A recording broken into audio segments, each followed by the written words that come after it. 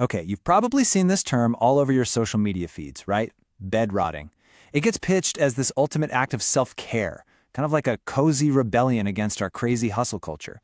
But as this trend blows up, we really have to ask a pretty serious question. Is spending all day tangled up in your duvet just a harmless way to recharge your batteries? Or could it actually be a sign of something much more serious, like clinical depression? And figuring out that difference, well, that's exactly what we're going to dive into right now. So, here's how we're going to break it down. First, we'll define what bed rotting even means. Then we'll get into the super important difference between actual rest and withdrawal. We'll look at the psychology behind it all, figure out when a cozy habit crosses a line, and finally, we'll go through a really practical checklist for how to get up when it feels impossible. All right, let's start at square one. What on earth is bed rotting really? At its most basic, bed rotting is just spending a whole lot of time in bed, and not just sleeping. We're talking watching shows, eating, doom scrolling on your phone. But here's the key, and we're going to come back to this again and again. Whether this is actually healthy for you or not really just boils down to two things: why you're doing it and for how long. And that leads us to probably the most important part of this whole conversation, really understanding that critical difference between restful, restorative time and depressive withdrawal. Okay, this is where your intention means absolutely everything. So on one side, you have healthy rest. It's restorative. It has a start and an end point. You do it on purpose to recharge so you can get back to your life feeling better. But rotting, well, that often feels like a trap. It's when you're hiding from your responsibilities. And instead of feeling recharged, you just feel nothing. There's no joy in anything. It's the difference between choosing to take a break and feeling like you just can't leave. You know, there's actually some fascinating brain science behind this. Our brains absolutely love cues. So when we only use our bed for sleeping, our brain gets this really powerful signal. Hey, this place is for rest. But when your bed suddenly becomes your office, your movie theater, and your restaurant, that signal gets totally scrambled. Your brain gets confused about when it's supposed to be awake and when it's supposed to be shutting down. So what is actually going on in our minds that pushes us toward this behavior? Let's talk about the psychology of the bed. What's really happening under those covers? It is so easy to label this behavior, or let's be real, have other people label it for you as just being lazy. But from a clinical perspective, that word is not only judgmental, it's just plain unhelpful. More often than not, what looks like laziness from the outside is actually a symptom of something much deeper going on. One really common reason is something called executive dysfunction. Just think of it like the project manager in your brain has suddenly gone offline.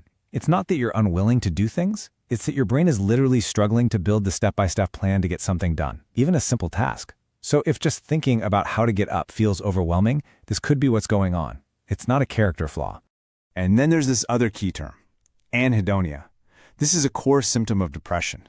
It's that awful feeling when the things you used to love, hanging out with friends, your favorite hobby, even just eating a good meal, they just don't bring you any pleasure or joy anymore. So you end up staying in bed, just scrolling, because frankly, nothing else seems worth the effort. Your bed can also feel like a safe harbor, right? A shield against a world that feels totally overwhelming or stressful. It's a retreat.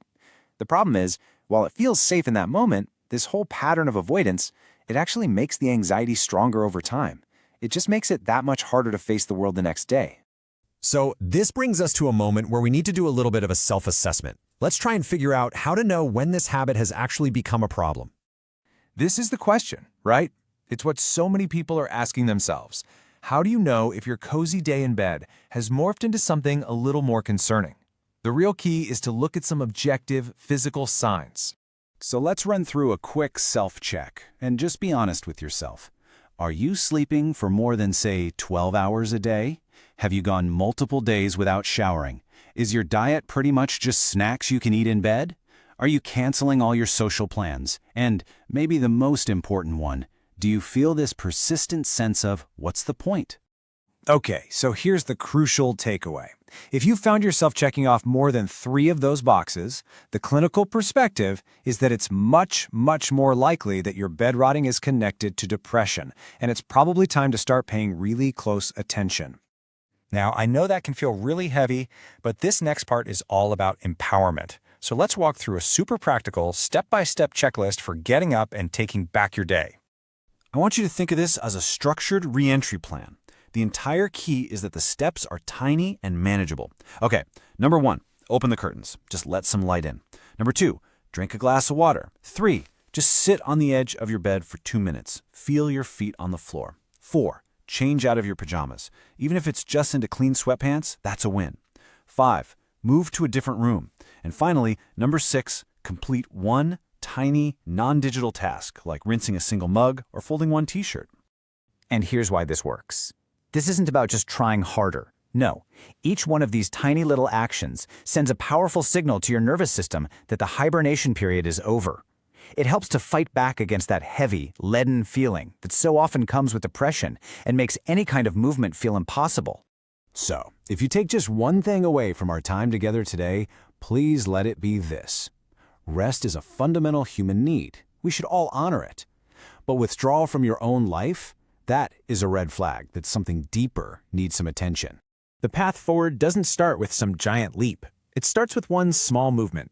So I'm just going to leave you with this question. What is the one tiny step you can take for yourself today?